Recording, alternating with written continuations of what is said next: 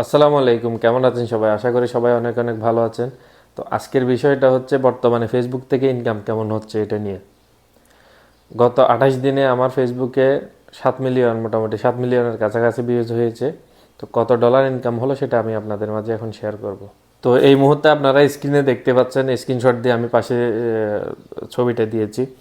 এটা হচ্ছে আমার গত 28 দিনের ইনকাম, প্রায় 69,29,913 ভিউজ হচ্ছে।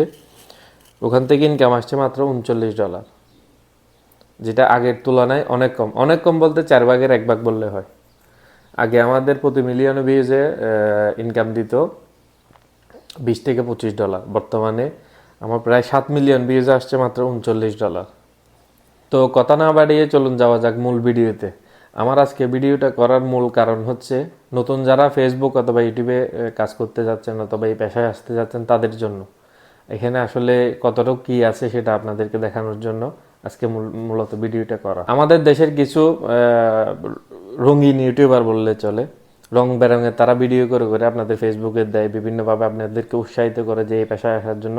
আসলে তাদের জন্য বলতেছি, ফেসবুক অথবা ইউটিউব এগুলোকে আপনারা সিরিয়াসলি মেন পেশা হিসেবে নেবেন না।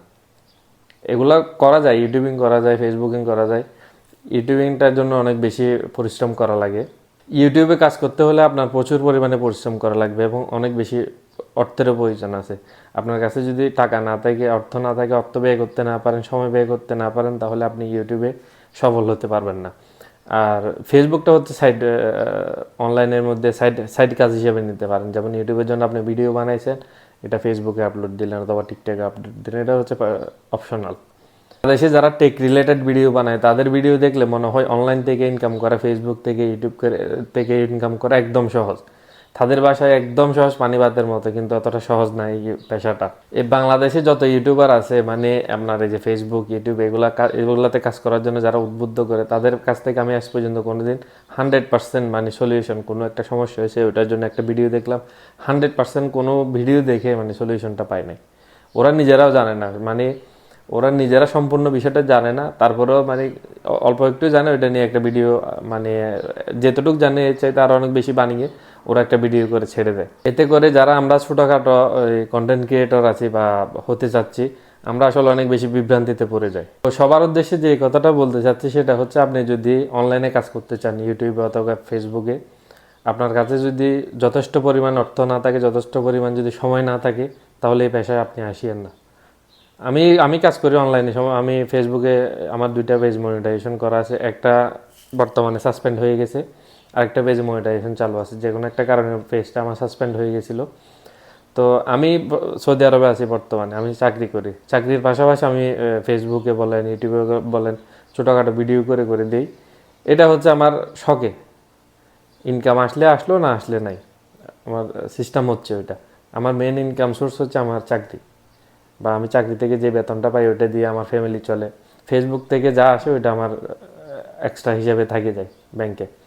তো ওইরকম যদি কেউ চিন্তাধারা করে আসতে চান তাহলে আসতে পারেন, বা আপনার মানে সেকেন্ড অপশন থাকবে, দেখে ইনকামের অপশনটা থাকবে সেকেন্ড অপশন। মেন আপনার যে কোনো একটা পেশায়, চাকরি বলেন, ব্যবসা বলেন, যে কোনো একটা আপনার করতে হবে টাকা ইনকামের জন্য। এই জিনিসটা মানে অনলাইন থেকে যে ইনকাম করে আপনি সংসার চালাবেন অথবা ঘর বাড়ি করবেন, এটা চিন্তা করতে পারবেন না। করতেছে বাংলাদেশে 1,000 জনের মধ্যে 5 জন করতেছে। 5 জনের দিকে তাকিয়ে আপনি 995 জন তো আর ভুল পথে চাইলে তো হবে না। 995 জন দেখতেছি আপনার এই অনলাইন থেকে কিছুই পাই নাই, এরকমও আছে।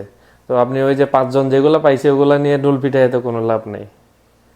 ঠিক আছে, এই জন্য বলতেছি, যারা অনলাইনে কাজ করবেন তারা আগে চাকরি অথবা ব্যবসা বাণিজ্য বলেন অথবা খামার বলেন, যে কোনো একটা আপনার মেন পেশা হিসেবে নেন। এরপরে অনলাইনে কন্টেন্ট ক্রিয়েটর হন, সমস্যা নেই।